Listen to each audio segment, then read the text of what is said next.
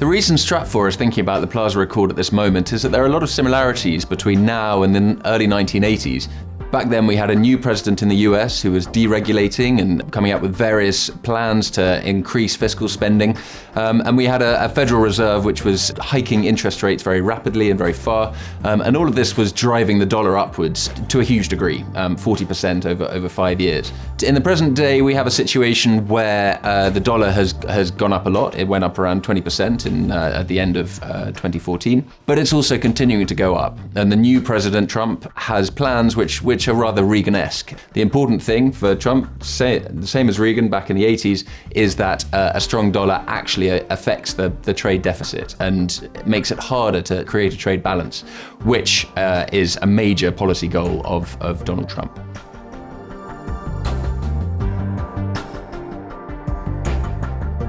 So the last Plaza Accord back in September the 22nd, 1985, involved the G5 countries all coming together in the Plaza Hotel in New York and agreeing to manipulate currencies together in order to weaken the dollar and drive up the other currencies on a relative basis.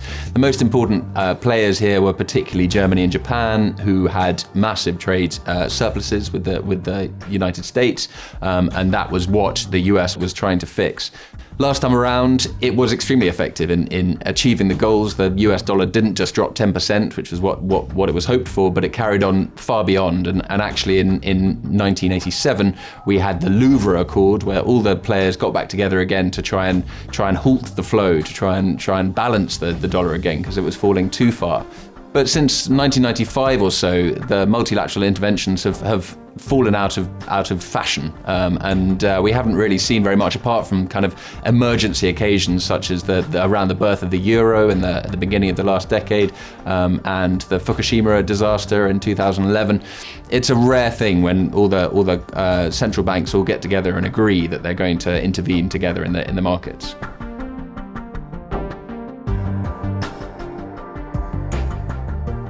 Well, it's very different today than it was in 1985. For one thing, the geopolitical climate is very different. Germany and Japan nowadays don't rely so much on the United States for defense. China, which would be another important player, in fact sees America perhaps as more of a rival.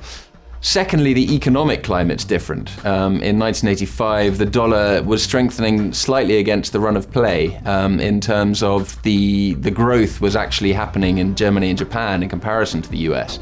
And so a strengthening dollar didn't make economic sense. Today, the situation's different because the dollar is actually strengthening off the back of US growth compared to the European and Japanese economies. So it's a less obvious case to be made. If this did happen, it would most likely happen around perhaps a G20 meeting, and it would be a very difficult sell. It would be an onerous task to persuade all of these countries that they would need to put their trade relationship with the US ahead of their own personal interests.